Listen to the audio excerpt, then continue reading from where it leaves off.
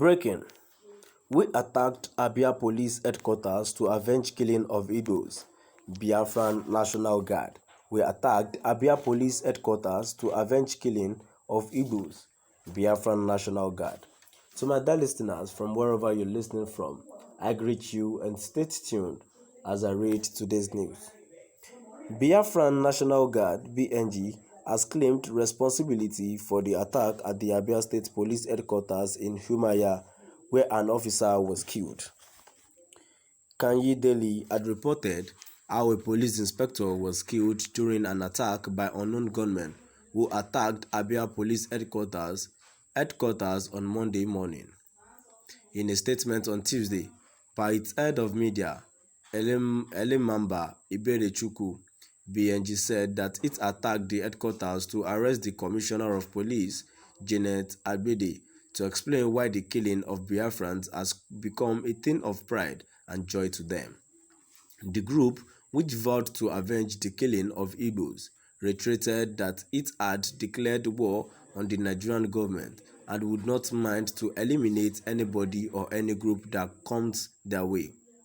The statement reads, "We the Biafran National Guard wish to Merry Christmas and want to also use this opportunity to urge you to continue to be unbiased in your report. As you all already know, we declared the sovereign state of Biafra on 30th of October 2021. By virtue of that redeclaration, Biafra became a sovereign state, and we the Biafran Army would like to maintain cordial relationship with you all. Our army will soon officially start exercising our full right as an independent state and wish to continue to enjoy professional relationships with you all as referees and also the eyes of the world. Biafra is a legitimate cause and there is no way to freedom. Every way leads to freedom depending on what the oppressors threw at us. The occupational government of Muhammadu Buhari threw death at us, force and oppression. We are dying every day and our people experiencing all kinds of suffering. It is our inalienable right to choose to die no more. It is our right to defend our lives and we have fully triggered it.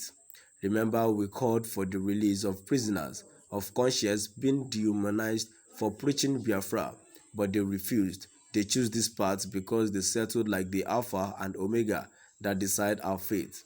They did not release them, and they have given us the impression they will never release them. These people killing us must be brought to book, and that is what we are doing.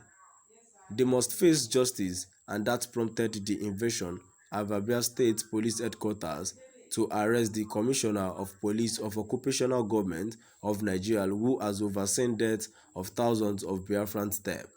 We have no intention to burn down the police headquarters or seize it for the time being. Our plan was to get the commissioner so he could explain why killing Biafrans became a thing of pride and joy to him. We are disappointed that policemen that ought to run away engaged us, despite saying we are heavily armed. We lost no soldier, neither did any of our soldiers sustain injury. We took control of the headquarters briefly and neutralized many of the state-sponsored terrorists firing at us. The commissioner escaped, but justice is inevitable. Furthermore, we encountered vigilante groups while traveling from Nsukka to Abia State but refused to open fire at them.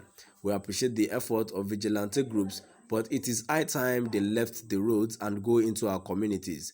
They should guide our communities and leave major roads, because we won't leave them next time because they work with the occupational government and are a threat to the People's Army. We are warning them to resign or go into our communities alone. We will protect our roads and they should continue their vigilante whatsoever. We will see them as enemy link. The people of Biafra should not panic. Everybody should remain calm because we are on top of the situation. It is a gradual process. We will protect our people from the terrorists terrorizing them. We have seen enemy soldiers burning down houses, shops, and killing innocent Biafrans. We will work harder to protect our people from the occupational soldiers. Finally, Biafra is a sovereign state and we will not hesitate to stamp our sovereign authority. The first line of that sovereignty is the defense of our lives being taken at will by the occupational forces of the federal government of Nigeria, we will not relent until there is peace and safety of lives in our land. Kenny Daly recalls that 2 months ago, the Nigerian army killed a member of the Biafran National Guard who attacked their camp at Ama Ekpo, Oafia local government area of Abia State. Biafran National Guard (BNG) has claimed responsibility for the attack at the Abia State Police Headquarters in Umuahia, where an officer was killed. Kanyedeli had reported how a police inspector was killed during an attack by unknown gunmen who attacked Abia Police Headquarters on Monday morning.